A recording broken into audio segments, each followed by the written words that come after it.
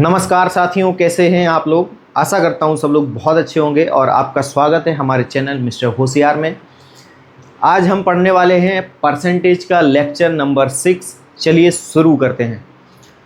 पहला क्वेश्चन है, चीनी के मूल्य में 20% की वृद्धि हो रही है। देखिए यहाँ पर वृद्धि हो रही है। हो जाने पर कोई परिवार चीनी की खपत को कितना केजी कम कर दे ताकि उसके खर्च में केवल 10% की वृद्धि हो। मूल्य वृद्धि से पहले चीनी की खपत 60 केजी थी। इसका एक बहुत ही अच्छा, देखिए फ्रैक्शन मेथड से ही हम क्वेश्चन को करने वाले हैं। 20% दिया है, 20% का मतलब क्या है, 1/5 मीन्स जो है वो 1 बढ़ गया है 5 मूल्य पर, तो हो गया है मूल्य कितना, नया मूल्य जो है वो कितना हो गया है, 6/5। ठीक है, और जो 10% है खर्च, उसमें 1/10 मीन्स 1 बढ़ गया है कि हो जाएगा 11/10। तो नई खपत सीधा डायरेक्ट हम निकालेंगे। ये होता है पुरानी खपत गुणे नया खर्च बटे नया मूल्य। ठीक है, सीधा सीधा है, याद कीजिए, डायरेक्ट फॉर्मूला है। पुरानी खपत कितनी है, 60 केजी। ठीक है, तो ये 60 केजी आएगा इनटू नया खर्च 11/10, तो 11/10 बटे 6/5, तो ये जाएगा 60 इंटू 11/10 इंटू 5 ऊपर जाएगा 5/6, 5 दूनी 10, 6 से 6 कट गया और ये आ गया 5, तो ये आ गया 55 केजी।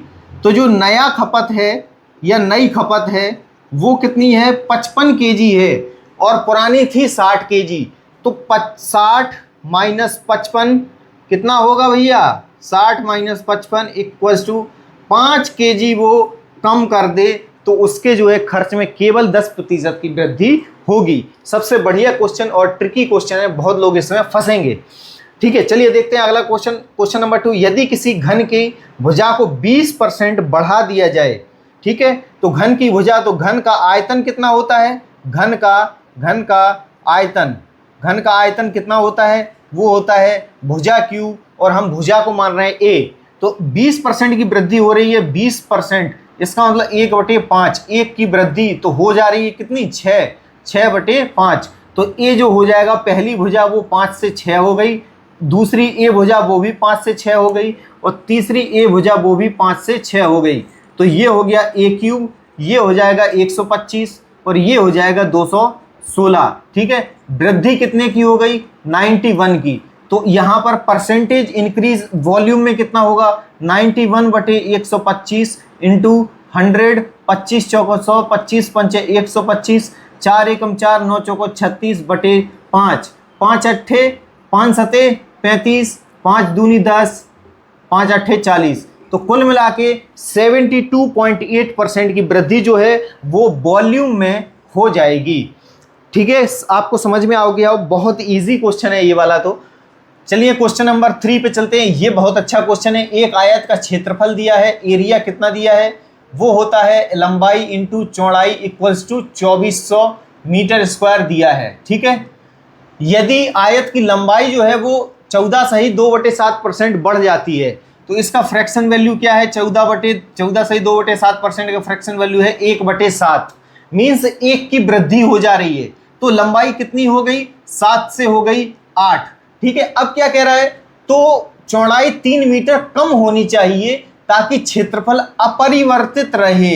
ये हमें पकड़ना है वर्ड। अपरिवर्तित का मतलब होता है एरिया चेंज नहीं होगा। तो अगर लंबाई 7 से 8 हो गई तो चौड़ाई को 8 से 7 होना पड़ेगा। तभी आप देखिए 8 सते 56, यहाँ भी 56 है और यहाँ भी 56 है, तो 56 बराबर 56:56 मीन्स ये एरिया जो है वो चेंज नहीं हो रहा है। मैंने इसलिए आपको ये करके बताया।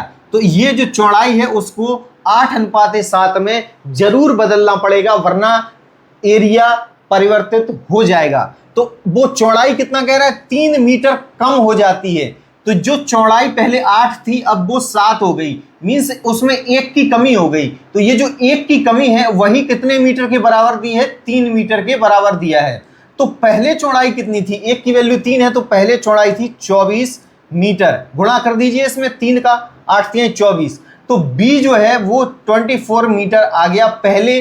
तो अब L into 24 equals to area कितना दिया है 2400, तो पहले लंबाई कितनी थी 100 मीटर। ये है हमारा आंसर। वो पूछ रहा है आयत की प्रारंभिक लंबाई ज्ञात करो, वो हमारी है 100 मीटर। तो इस प्रकार से चौड़ाई 24 मीटर थी और लंबाई 100 मीटर थी, तब जाके वो एरिया जो है वो 2400, इन दोनों का गुणा कीजिए 2400 आ जाएगा। ठीक है, आई होप आपको समझ में आ गया होगा। चलिए क्वेश्चन नंबर 4 की तरफ चलते हैं। किसी गोले की त्रिज्या 2 गुना हो जाए। पहली बात तो गोले की त्रिज्या, तो गोले के सतह क्षेत्रफल ज्ञात करो। तो सरफेस एरिया क्या होता है, वो होता है, सरफेस एरिया कितना होता है आप बताइए आप लोग। किसी गोले की त्रिज्या में 2 गुने की वृद्धि हो जाती है, तो इसके सतह क्षेत्रफल में कितनी गुना वृद्धि हो जाएगी। तो गोले का सरफेस एरिया मैं बता देता हूं, वो होता है 4 पाई आर स्क्वायर। ठीक है, 4 पाई कांस्टेंट है, इससे हमें कोई मतलब नहीं है, इसको हटा दीजिए, आर स्क्वायर से हमें मतलब है। तो 2 गुनी हो रही है त्रिज्या, तो त्रिज्या अभी आर है, ठीक है, और 2 गुनी कर दो तो 2r का होल स्क्वायर हो जाएगा, तो 4r स्क्वायर हो जाएगा।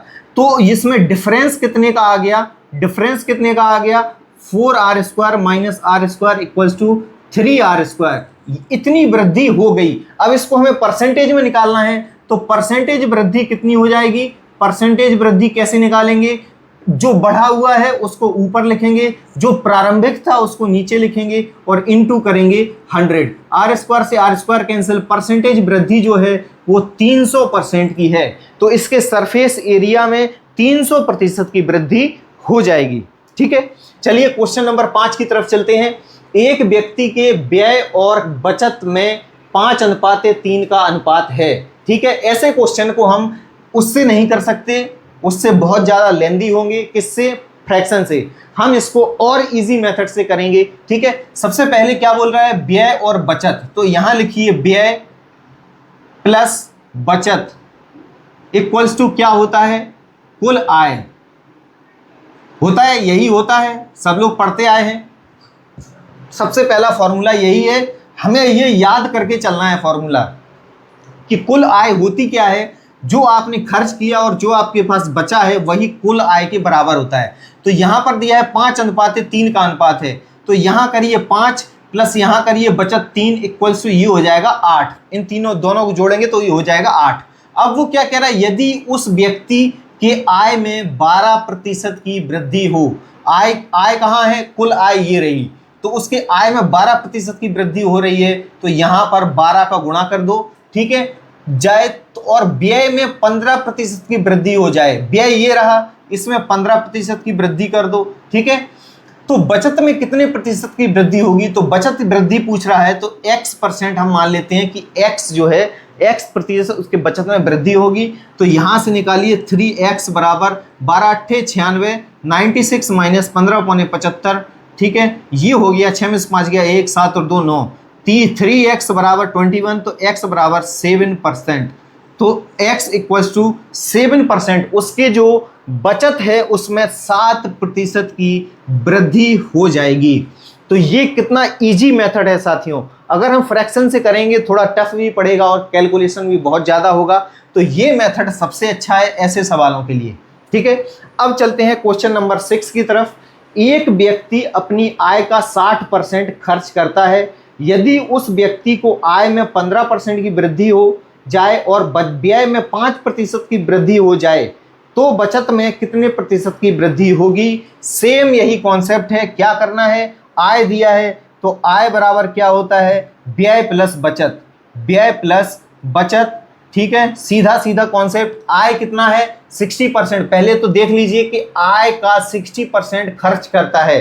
देखिए मेरे साय में 60% खर्च करता है, खर्च है वो आय का 60%।